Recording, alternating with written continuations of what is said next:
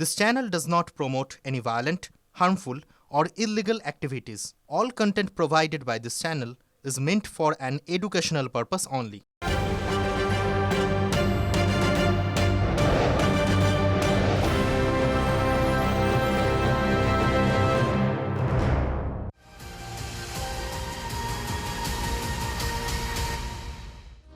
দেখুন ঘড়ির কাঁটা বলছে 7টা বাজতে এখনো মিনিট দেড়েক মতন বাকি আছে। একটু পরেই এসএসসির একাদশ দ্বাদশের মেরিট লিস্ট প্রকাশ করবে। যদি আজকে রাত 12টার মধ্যে প্রকাশ করে তাহলে অন্তত এই ক্ষেত্রে ডেডলাইন অনুযায়ী এসএসসি প্রকাশ করছে আমরা বলতে পারবো।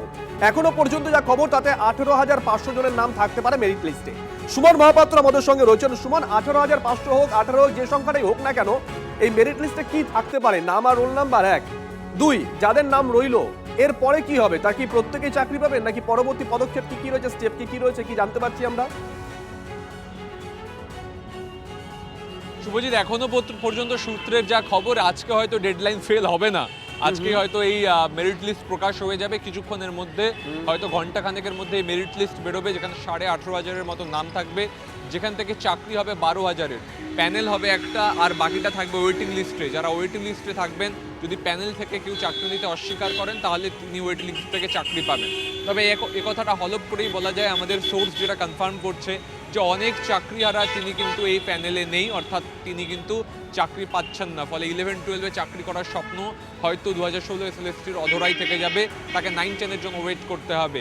তবে এই প্যানেল প্রকাশ হওয়ার পর কাউন্সেলিং হবে, সেখানে স্কুল পছন্দ করার সুযোগ থাকবে, তারপরে মধ্যশিক্ষা পর্ষদ অ্যাপয়েন্টমেন্ট লেটার ইস্যু করবে। পাশাপাশি রাজ্য সরকারের শিক্ষা দপ্তর তারা একটা পৃথক ভাবনা ভাবছে, যারা অ্যাবজর্ব হবেন না, অর্থাৎ যেসব চাকরিহারারা চাকরি পাবেন না তাদের জন্য কি কোনো বিকল্প ব্যবস্থা করা যায় সেটাও ভাবনা চিন্তা। সুমন, আরেকটা বিষয় ছোট করে, নির্বাচনী আচরণবিধি চালু হয় ভোটের দিন ঘোষণার সঙ্গে সঙ্গে, তার আগেই কি গোটা প্রক্রিয়া কমপ্লিট হওয়ার সম্ভাবনা রয়েছে? ছোট করে একদম সূত্র কি বলছে? দেখো, 11, 12, 9, 10 সব মিলিয়ে গোটা প্রক্রিয়া কমপ্লিট হবে না। তবে 11-12-এর যেহেতু এই প্যানেল বেরিয়ে যাচ্ছে, এই প্রক্রিয়াটাকে নির্বাচন বিধি লাগু হওয়ার আগেই কাজ করাতে চাইছে এসএসসি। ধন্যবাদ সুমন, নজর রাখুন।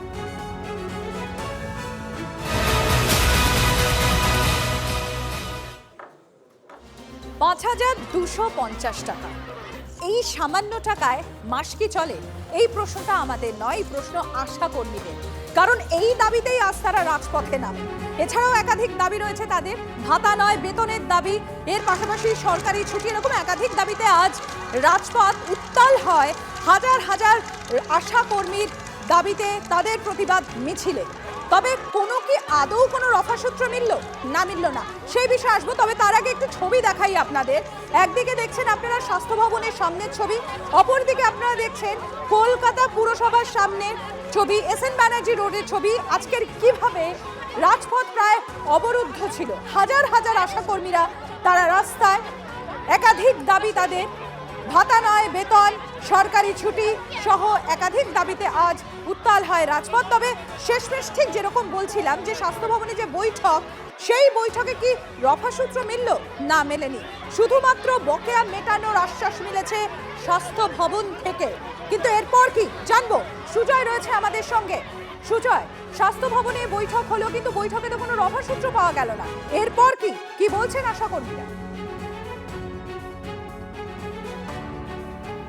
দেখো, তারা ইতিমধ্যেই যে কর্মসূচি ঘোষণা করেছেন, আজকে তাদের উপর যে আচরণ করা হয়েছে পুলিশের তরফ থেকে, তার প্রতিবাদে তারা আগামীকাল ধিক্কার দিবস পালন করছেন।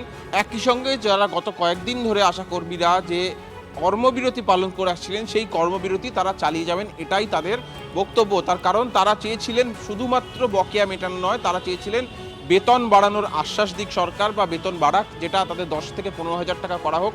বিভিন্নভাবে ভাতা বাবদ তারা সব কিছু মিলিয়ে কেন্দ্র রাজ্যের দেওয়া যে টাকা সেটা মিলে 10,000 টাকা হাতে পান। তাদের দাবি ছিল সেটা 15 করা হোক, এবং একই সঙ্গে মাতৃত্বকালীন ছুটি দেওয়া হোক, সরকারি সমস্ত ছুটি তাদের দেওয়া হোক, যেটা সাধারণ স্থায়ী সরকারি কর্মচারীরা পান, রাজ্য সরকারি কর্মচারীরা, এবং অবসরের পরে তাদের এককালীন 5 লক্ষ টাকা দেওয়া হোক, বা কেউ যদি দুর্ঘটনাগ্রস্ত হন তাদেরকে সেই টাকা দেওয়া হোক। এই সংক্রান্ত একাধিক দাবি দাওয়াই ছিল। সেই দাবি দাওয়া নিয়ে আজকে তারা চেয়েছিলেন যে স্বাস্থ্য ভবনে গিয়ে তারা স্মারকলিপি জমা দেবেন, যেটা তাদের সেই জমা দিতে গিয়ে তাদের অনেক কাঠখড় পোড়াতে হলো, তাদের অনেক যারা সহকর্মী তাদেরকে আটক করে রাখা হলো, বিভিন্ন জায়গায় তারা ধর্ণা দিলেন স্বাস্থ্য ভবনের সামনে, এবং ধর্মতলায় ধুমধুমার পরিস্থিতি তৈরি হলো পুলিশের সঙ্গে, পুলিশ তাদেরকে আটকে রাখলো। শেষমেশ তারা দিতে পারলেন স্মারকলিপি, কিন্তু তাদের দাবি দেওয়া বা আলোচনার মাধ্যমে তারা যা যা চেয়েছিলেন সবটা মিটলো না। তাহলে ফলে তাদের বক্তব্য আজকের মতো তারা অবস্থান তুলে নিয়েছেন, কিন্তু আন্দোলনে তারা রয়েছেন, আন্দোলনে চলবে, আন্দোলনে তারা অনড় থাকবেন যতক্ষণ না তাদের সমস্ত দাবি দাওয়াগুলো মিটছে। ফলে আশাকর্মীদের আজকের যে দাবি দেওয়া ছিল সেটাতে তারা কার্যত হতাশ, সেটাই তেমন তারা বলছেন এবং সেই হতাশা তারা ব্যক্ত করেছেন। আশাকর্মীরা এইটুকু আশা করেছিলেন যে সরকার অন্তত তাদের এই যে তাদের দিয়ে তারা যে সরকারি কাজ, সাধারণ মানুষের যে কাজগুলো করেন সেই কথাগুলো বিচার করে সরকার তাদের দাবি দেওয়া মেটাবে, কিন্তু শেষমেশ তাদের আশা পূরণ হলো না। সম্প্রীতি একেবারে এদিকে আমাদেরও নজর থাকবে। সুজন, তোমাকে ধন্যবাদ। আমরা আজকে এখান থেকে কর্মীরা তাদের যত কষ্ট হোক, যেভাবে যাই হোক, তারা এলাকায় ফিরে যাবে। কর্মবিরতি চলছে, কেউ কোনো কাজে যোগ দেবে না। ওনারা বলেছেন আপনারা দয়া করে কাজটা করুন।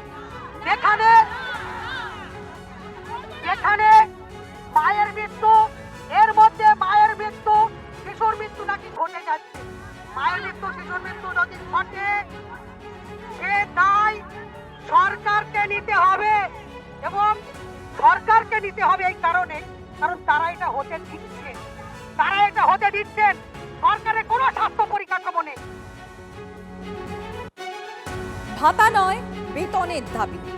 ৫,২৫০ টাকা ভাতা নয়, ১৫,০০০ টাকা বেতন সহ একগুচ্ছ দাবি আশাকর্মীদের। আপনারা শুনলেন, আর ঠিকই তো, সঙ্গতই তো প্রশ্ন, ৫,০০০ টাকায় কি মাস চলে? আন্দোলনরত আশাকর্মীদের প্রশ্ন এটি। সারাদিনের পরিশ্রমের দাম মাত্র ১৭৫ টাকা। আশাকর্মীদের দাবি কি খুব অসঙ্গত?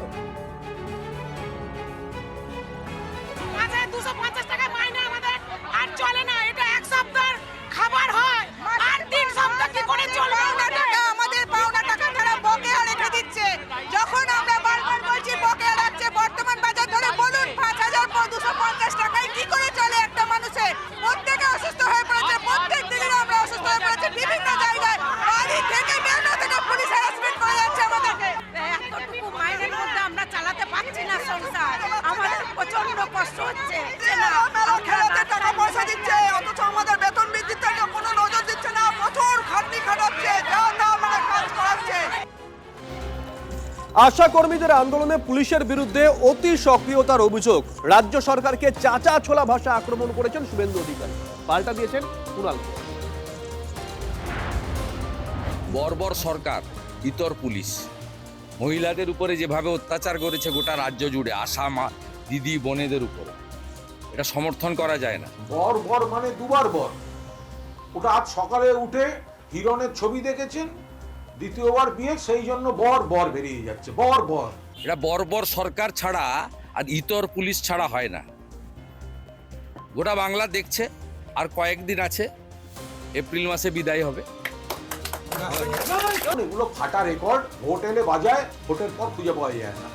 2021-এ আপকি বার 200 পার বলেননি, আর কমাস আসছি বলেননি।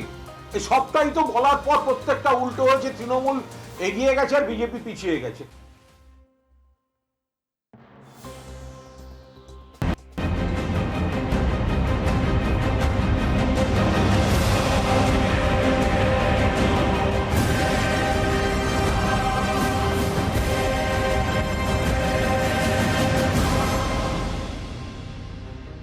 ভাইপো দৌড়চ্ছে বিভিন্ন জায়গায়, র্যাম্প বানিয়ে হাঁটছে, ফ্যাশন শো করছে। সিপিএম এর হাড়মাদরা খালি জার্সি বদলে এখন বিজেপির দলে নাম লিখিয়ে বিজেপির জল্লাদ হয়েছে। বাংলায় কথা আছে না, 4 আনার ধনে কথা, তার আবার ক্যাশ নেই। তো ভাইপোর অবস্থা এখন 4 আনার ধনে কথা, তার সে আবার ক্যাশ মেমো নিয়ে ঘুরে বেড়াচ্ছে। বিজেপির লোক আসবে, অনেক টাকা পয়সা এরা ছড়ায়, পদ্ম ফুলের থেকে টাকা নেবে আর জোড়া ফুলে ভোট দেবে। যখন ব্যালট বাক্স খুলবে, পদ্ম ফুলের নেতারা যেন চোখে সরষে ফুল দেখবে। ভোটমুখী বঙ্গে রাজ্য রাজনীতিতে 2 যুযুধান পক্ষ, আর সেই 2 যুযুধান পক্ষের 2 মুখ তারা তাল ঠুকছেন। ভোট তো এখনো ঘোষণাই হয়নি, তার আগেই রাজনীতি জমজমাট। 17 জানুয়ারি মেদিনীপুরের সভা থেকে ভাইপো বলেছে, কি বলেছে, ভারতীয় জনতা পার্টির লোকেদেরকে নাকি ডিজের গান শোনাবে, ডিজে। যদি কোনো বিজেপির নেতা ইআরও অফিসে ফর্ম জমা দিতে আসে 10টার বেশি, তাহলে রবীন্দ্রসঙ্গীতের সাথে একটু ডিজেও বাজিয়ে দিয়ে ডিজেও শুনিয়ে দেবে। আমরা যারা কর্মী আছি, নেতৃত্বে আছি, তারা ডিজে বাজায়, একদিন তো বিশেষ করে বাজায় রামনবমীর দিন। তিনি কি গান বাজায়? ভারত কা বচ্চা বচ্চা জয় জয় শ্রী রাম বলেগা। পুরুলিয়ার রঘুনাথপুরে 7 জন পরিযায়ী শ্রমিক কাজ করছিল, ছত্তিশগড়ের একটা জায়গায় বজরং দল গিয়ে মেরেছে। আর এখানে রামনবমী পালন করা হয়। যে রাম নামে স্লোগান দিত না, রাম তো আমাদের হৃদয়, যে রামের নামে স্লোগান দিত সেই অযোধ্যা এদেরকে প্রত্যাখ্যান করেছে। অভিষেক বন্দ্যোপাধ্যায় সভা করলেন পুরুলিয়ার, ওদিকে সুকান্ত মজুমদার রায়গঞ্জে। রাজনীতির উত্তর দক্ষিণে আক্রমণ চলল, পাল্টা জবাবও এলো। কি যে মামলা করেছিল, আজকে জয় কার হলো? রোজ হাঁটছে, তার মধ্যে একটা কোনো রকম একটু পেয়েছে ভেবে ভাবছি বিশাল কিছু হয়ে গেছে। ওই ললিপপ চুষতে থাকুক। সব আছে, টাকা আছে, পয়সা আছে, ইডি আছে, সিবিআই আছে, কিন্তু মানুষ নেই। আর তৃণমূলের কিছু নেই, কিন্তু সাধারণ মানুষ আছে। তাই যতই করো হামলা, আবার জিতবে বাংলা। তাহলে পিসির হাত নিয়ে, পিসির সাপোর্ট নিয়ে রাজনীতিতে আসতে হতো না। আমাদেরকে যাদেরকে দেখতে পাচ্ছেন, আমাদের মা বাবা পিসি কেউ রাজনীতি করেনি কোনো। আমরা নিজের দমে প্রতিষ্ঠিত। যদি পিসির ভাইপো না হতো, ভারতীয় জনতা পার্টিতে থাকলে বুথ সভাপতি করতাম না আমরা। প্রশ্ন উত্তর, পাল্টা আক্রমণ, তার আবার পাল্টা জবাব, সবই তো চলছে। বীরভূমে দেখুন, সেখানেও শুরু হয়ে গিয়েছে। খয়রাশোলের সভা থেকে বিজেপিকে কে চ্যালেঞ্জ করেছেন? না কেষ্ট মণ্ডল। জনসভায় বিজেপির জমায়েত বেশি হলে তৃণমূল কংগ্রেস নাকি প্রার্থী দেবে না, দাবি করছেন কেষ্ট। তৃণমূলের জনসভায় লোক কম হলে প্রার্থী দেব না, এই হিম্মত আছে বিজেপির বলার? এমনই চ্যালেঞ্জ ছুড়ে হুঙ্কার গেরুয়া ব্রিগেডকে অনুব্রত ওরফে কেষ্ট মণ্ডলের। এখান থেকে তাড়িয়ে দেবে, 7 নম্বর ফর্ম ফিল আপ করে বাদ দিয়ে দেবে, আমরা আঙুল চুষবো। তোমরা 7 নম্বর ফর্ম ফিল আপ করবে, আমাদের ভোটার তালিকা থেকে বাদ দিয়ে দেবে, আর আমরা আঙুল চুষবো না। আমরা এই মাটিতে জন্ম, আমাদের তোমাদের ক্ষমতা নয়, আমাদেরকে তোমরা বাদ দিয়ে দেবে। আমাদের সঙ্গে কি আছে জানো? আমাদের সঙ্গে আছে আল্লাহ, ঈশ্বর, মমতা ব্যানার্জি এবং অভিষেক ব্যানার্জি। দেখতে চাও? চ্যালেঞ্জ করছি বিজেপিকে, তোমরা একটা জনসভা ডাকো, আমরা একটা জনসভা ডাকবো। যদি আমাদের লোক কম হয়, মানুষ যদি আমাদের সমর্থন না করে, ক্যান্ডিডেট দেবো না। পারবে চ্যালেঞ্জ করতে? হিম্মত আছে? এই খয়রাশোলের মাটিতে চ্যালেঞ্জ করছি। বিজেপি মুখপাত্র দেবজিৎ সরকারের সঙ্গে আমরা যোগাযোগ করতে পেরেছি। দেবজিৎ বাবু, কেষ্ট মণ্ডল বলছে বিজেপির জনসভায় যদি জমায়েত বেশি হয় তাহলে তৃণমূল কংগ্রেস প্রার্থী দেবে না, কিন্তু আবার তিনি পাল্টা চ্যালেঞ্জ ছুড়েছে আপনাদের, বলছেন যে তৃণমূলের জনসভায় যদি লোক কম হয় তাহলে বিজেপি প্রার্থী দেবে না। এই হিম্মত আছে কি বিজেপি? আপনাদের দিকে চ্যালেঞ্জ ছুড়েছে, আপনার প্রতিক্রিয়া চাইবো। 2011-এ সব থেকে বেশি জনসমাগম হয়েছিল বামফ্রন্টে। তারপরে যাদবপুরের মতন কেন্দ্রে মুখ্যমন্ত্রী বুদ্ধদেব ভট্টাচার্য, তিনি একজন রাজনীতিতে ল্যাটারাল এন্ট্রি নিয়ে আসা আমলার কাছে 30,000-এর ওপর ভোটে হেরে গেছিলেন। সুতরাং সমাবেশ বা সংখ্যা সেটা কোনো ম্যাটার করে না, অন্তত এই পশ্চিমবঙ্গের রাজনীতিতে। আর দ্বিতীয়ত প্রচন্ড চাপ, এত চাপ, আগে অক্সিজেন কম যেত, এখন মাথাটাই পুরো খারাপ হয়ে গেছে। করা যাবে বলুন? মাঝে মাঝে ক্ষমা ঘেন্না করুন। সব ব্যাপারে এমভাবে যদি দাঁতে কামড়ে রিয়াকশন নিতে থাকেন বিরোধীদের, তাহলে কারুর তো কথা বলাই বন্ধ হয়ে যাবে। মুশকিল, ছেড়ে দিন, একটু মানবিক হন না আপনারা প্লিজ। ধন্যবাদ দেবজিৎ বাবু। কোচবিহারে পুঁঠিমারির দিকে নজর রাখবো, সেখানে আক্রান্ত তৃণমূল নেতা। তৃণমূলের উন্নয়ন পাঁচালীর প্রচারে হামলার অভিযোগ উঠেছে। সুমন কল্যাণ রয়েছেন আমার সহকর্মী আমাদের সঙ্গে। সুমন কল্যাণ, ঠিক কি ঘটেছে, কি অভিযোগ?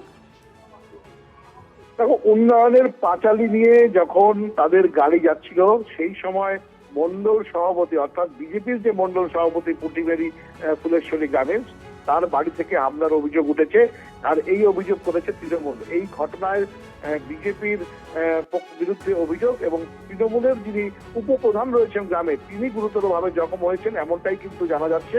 তবে বিজেপি গোটা বিষয়টাকে কিন্তু সম্পূর্ণ তৃণমূলের আভ্যন্তরীণ দ্বন্দ্ব এই বলে উড়িয়ে দিয়েছে। তবে এই নির্বাচনের আগে এই ঘটনার জেরে কিন্তু যথেষ্ট উত্তপ্ত পরিস্থিতি তৈরি হয়েছে কোচবিহার 1 নম্বর ব্লকের এই পুঁটিমারি ফুলেশ্বরী গ্রামে। ধন্যবাদ সুমন কল্যাণ।